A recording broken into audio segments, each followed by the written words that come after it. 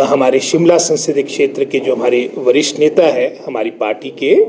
जो वर्तमान में हमारे मंत्री है, विधायक है और 2022 के जो चुनाव में हमारे कांग्रेस पार्टी के प्रत्याशी रहे, इनके अलावा जो हमारे शिमला संसदीय क्षेत्र से संबंधित हमारे जो पूर्व के हमारे वरिष्ठ हमारे पूर्व विधायक है,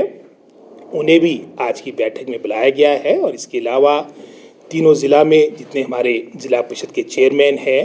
हमारे शिमला नगर निगम के मेयर हो गए, डिप्टी मेयर हो गए, लगभग कोई 24-25 लोग आज की बैठक में सम्मिलित होंगे। और इससे पूर्व भी हमारी ब्लॉक कांग्रेस कमेटी 17 विधानसभा क्षेत्र के सभी अध्यक्ष, डिस्ट्रिक्ट कांग्रेस कमेटी के हमारे तीनों आपके ऑर्गेनाइजेशन के हमारे अध्यक्ष और शिमला शहर के भी उसमें अध्यक्ष उपस्थित थे। और इसके अलावा भी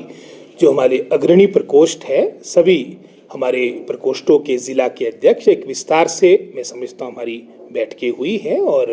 निश्चित रूप में इन सभी बैठकों का एक ही मैं समझता हूँ निश्चय है कि हम अपने आने वाले चुनाव से संबंधित हर संभव मैं समझता हूँ अच्छे तरीके से अपनी तैयारी करें। और जहां आप चुनाव से संबंधित प्रत्याशी की चयन की बात कर रहे हैं, 6 तारीख को हमारी सेंट्रल इलेक्शन कमेटी की बैठक है और मुझे पूर्ण आशा है कि कुछ दिनों के अंदर मैं समझता हूँ 4-5 दिनों के अंदर हमारे को कांग्रेस पार्टी के हमारे सभी, चाहे हमारे शिमला संसदीय क्षेत्र की बात और अन्य हमारी पार्लियामेंट और विधानसभा क्षेत्र जहां उपचुनाव होने वाले हैं, सभी जगह कांग्रेस पार्टी की प्रत्याशियों की सूची जारी हो जाएगी। प्रथम मुद्दा रहेगा 1 वर्ष में जो हमारे कांग्रेस सरकार के कार्यकाल के दौरान जो कार्य हुए हम जनता के समक्ष ले जाएंगे, चाहे वो कर्मचारी वर्ग से संबंधित हो। ओपीएस का निर्णय लागू करना हिमाचल प्रदेश में एक बहुत बड़ा निर्णय था, जहां बहुत मैं समझता हूँ सरकारों ने अपने हाथ खड़े किए हैं, लेकिन हिमाचल का एक उदाहरण है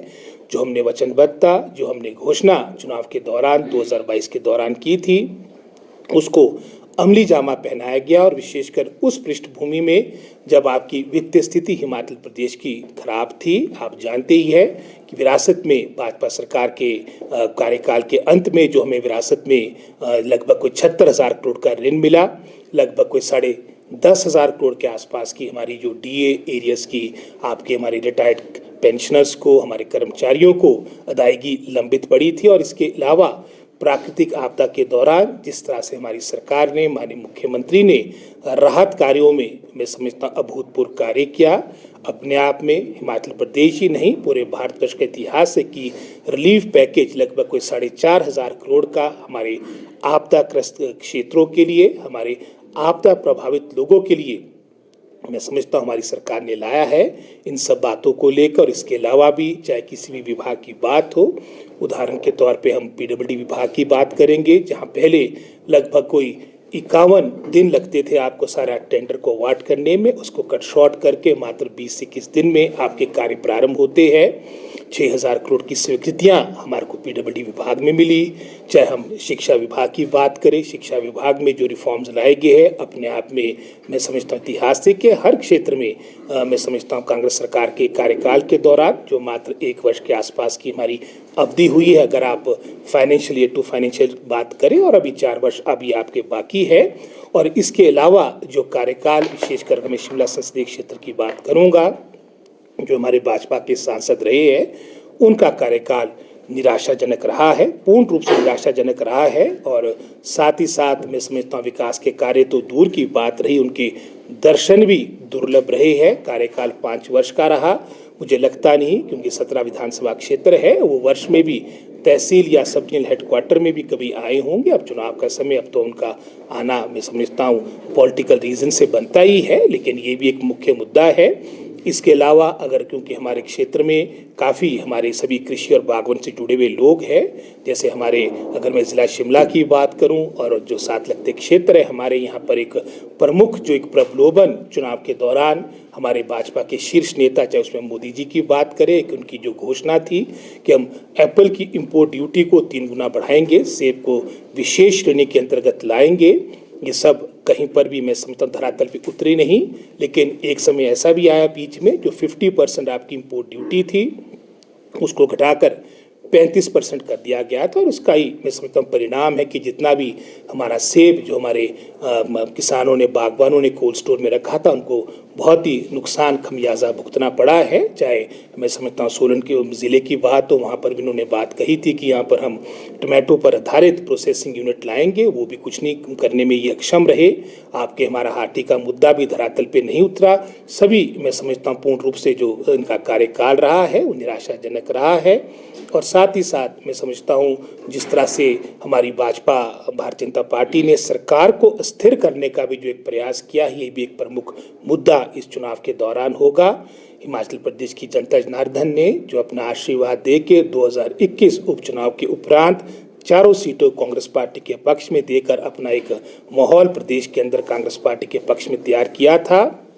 और उसके उपरांत 2022 में भी जहां मैं समझता हूं मिशन रिपीट की बारंबार बात भारतीय जनता पार्टी के सभी नेता करते थे, क्योंकि जगत प्रकाश नड्डा जी जो राष्ट्रीय अध्यक्ष है भारतीय जनता पार्टी के, उनका प्रतिष्ठा दांव पे लगी थी। लेकिन इसके बावजूद भी कांग्रेस पार्टी को हिमाचल प्रदेश की प्रभु जनता जनार्दन ने, चाहे कांगड़ा जिला की बात हो, चाहे शिमला जिला की बात हो, हर क्षेत्र से अभूतपूर्व समर्थन मिला, अच्छा जनादेश मिला। और मैं समझता हूँ चाहे देश का देख लीजिए आप, नगर निगम शिमला जिसे मिनी हिमाचल भी कहते हैं, यहाँ पर भी 3/4 मेजॉरिटी के साथ नगर निगम में कांग्रेस पार्टी के हमारा मेयर आए, हमारे डिप्टी मेयर का चयन हुआ। और 24 भी मैं समझता हूँ यहाँ पर भी हमारी चाहे पार्लियामेंट्री सीट्स की बात हो, चाहे उपचुनाव 6 जगह मैं समझता होने वाले हैं, यहाँ पर भी कांग्रेस पार्टी की जीत होगी। हमारी जनबल की जीत जैसे चाहे 2021 में, 22 में, 23 में हुई है, जनबल की जीत होगी और धन बल की हार होगी। कहा हूँ लगभग 76,000 करोड़ का ऋण